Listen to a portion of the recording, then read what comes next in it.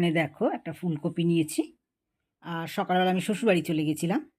তা ওখানে আমি বলেছিলাম যে ফুলকপিটা আমি রান্না করব। সব রান্নাই আমি করেছিলাম, কিন্তু ফুলকপিটাও আমি রান্না করেছি। তা ফুলকপিটাকে আমি টুকরো টুকরো করে কেটে নিচ্ছি। আর ফুলকপিটা কিন্তু অনেকটা বড়ই ছিল, কারণ ছোট ফুলকপিতে আমাদের হবে না। আমাদের জানো তো অনেক মেম্বার, মানে আমরা 6 জন, শ্বশুর, শাশুড়ি, দেওর, দেওরের বউ, আমি, আমাদেরও সবাই মিলে মোট হলাম 6 জন। তা ছোট সংসার নয়, বড়ই সংসার, বুঝতে পারছো। ওই জন্য ফুলকপিটাও অনেকটা বড়। দেখতেই পাচ্ছ, তোমরা বুঝতে পারছো যে কতটা বড় ফুলকপি। কেটেই যাচ্ছি, কেটে। তো যাই হোক, ফুলকপিগুলো এখন কেটে নিলাম, কেটে পিস পিস করে নিলাম। একটু বড় বড় সাইজেরই রাখলাম ফুলকপিগুলো। একটু কেন বলো তো, এতটা ফুলকপি তো নাহলে ঘেঁটে। তা ফুলকপিগুলো আমার কাটা হয়ে গেছে।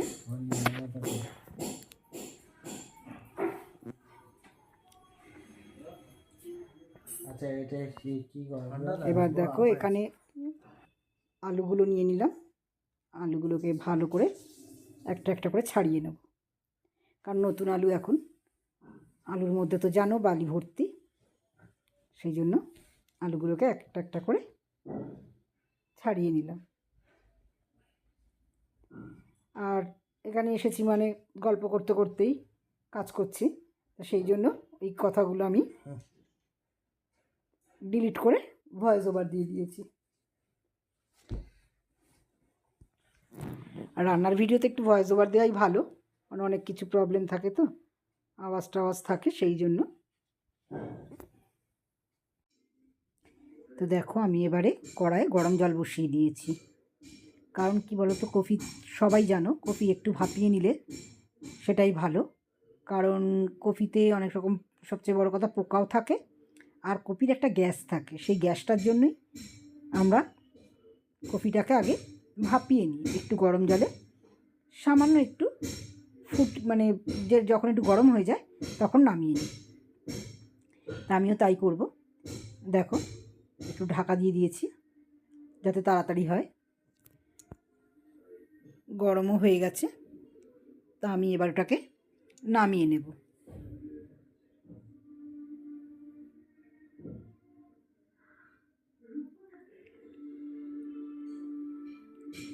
আর এখানে দেখো, আলু ধুয়ে নিলাম ভালো করে বালি ভর্তি।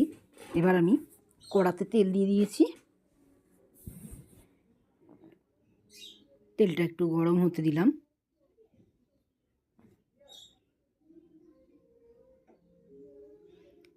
এবার আমি ফুলকপিগুলো ভালো করে ভেজে নেব। ভালো করে ফুলকপিগুলোকে ভেজে নেব। দেখো, এখানে ফুলকপিগুলো ভাজা হয়ে গেছে, লাল লাল করেই ভেজে নিলাম। আর এদিকে আমি মিক্সি রেডি করেছি, আমার দেওর একটু আমাকে হেল্প করে দিচ্ছে। আদা রসুন এগুলো সব পেস্ট করে নেব। আর এখানে দেখো, কাঁচা লঙ্কা রেখেছি। আমি বেশিরভাগ কাঁচা লঙ্কা দিয়েই রান্না করি, তাই কাঁচা লঙ্কাগুলো রেডি রেখেছি, যেগুলোকে পেস্ট করব। আর এখানে দেখো, আলুগুলোকেও লাল লাল করে ভেজে তুলে নেব। ভাজা হয়ে গেছে, এবার আমি কড়া থেকে তুলে নেব। আর এখানে ফুলকপি ভাজা, ওখানে আর আলুগুলো দুটোই ভেজে রাখলাম। এখানে দেখো, আদা বাটা, একটু জলটা বেশি পড়ে গেছে। এখানে কাঁচা লঙ্কা বাটা, আর এখানে ফোড়ন দেবো বলে শুকনো লঙ্কা আর জিরে রেখে দিয়েছি। এটা আমি প্রথমে একটু ফোড়ন দিয়ে নেব। শুকনো লঙ্কা ফোড়ন দিলে না একটা স্মেলটা ভালো হয়। আমি সব তরকারিতেই একটু শুকনো লঙ্কা ফোড়ন দিই, আমার ভালো লাগে। যদি ওটা তোমরাও দিয়ে দেখবে, এটা কিন্তু সত্যি ভালো একটা স্মেল হয়। যাই হোক, আমি এটাকে ভেজে নিলাম। জিরে, কাঁচা লঙ্কা, আদা সবই দিয়েছি মশলাগুলো, কারণ দেখাইনি, কেন ভীষণ তেল ছিটকায়, সেই জন্য দেখাইনি। এর মধ্যে এবার আমি আলুগুলো দিয়ে দিলাম। আলুগুলোর মধ্যে দিয়ে একটু তেজপাতাও দিয়ে দিলাম।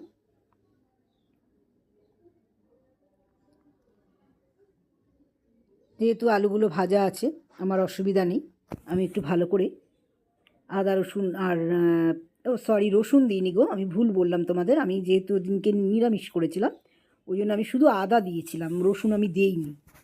আর এখানে দেখো সব রকম মশলা রেখে দিয়েছি, নুন, হলুদ, জিরে, ধনে, 2 রকমের শুকনো লঙ্কা অল্প অল্প করে রেখেছি। যেহেতু আমি কাঁচা লঙ্কা বাটা দিয়েছি সেই কারণে আমি লঙ্কাগুলো জাস্ট কালার হওয়ার জন্য, তরকারিতে একটু কালার হলে ভালো লাগে, তা তবুও আমি অল্প করে করে রেখেছি ওগুলোর মধ্যে দেবো বলে।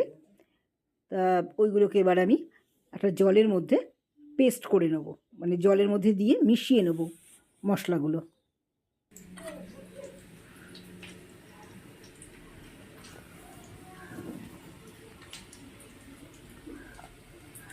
দেখো জল দিয়ে দিয়েছি, এবার আমি এগুলোকে ভালো করে মিশিয়ে নেব।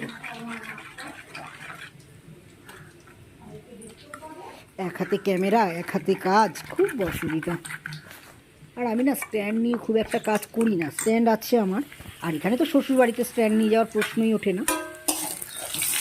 ওটাকে টেনে টেনে নিয়ে যাওয়া খুবই মুশকিল, তোমরা সবাই জানো। ওটা তো আর একটুখানি জিনিস না যে ব্যাগের মধ্যে নেবো আর নিয়ে চলে যাবো। তো যাই হোক, হাতে ধরেই, এক হাতে ধরেছি আর এক হাতেই ভিডিওটা করেছি। তো দেখো মশলাগুলো আমি আলুর মধ্যে দিয়ে দিলাম। আর কার ওখানে কতটা ঠান্ডা পড়েছে একটু বলো তো? আমাদের এখানে প্রচণ্ড ঠান্ডা, ঠান্ডায় মানে কনকন করছে, মানে এই যে তোমাদের ভয়েস ওভার দিচ্ছি তাতেও যেন আমার কষ্ট হচ্ছে, এত ঠান্ডা। এবার আমি ওটার মধ্যে কষে নিয়ে জল ঢেলে দিলাম।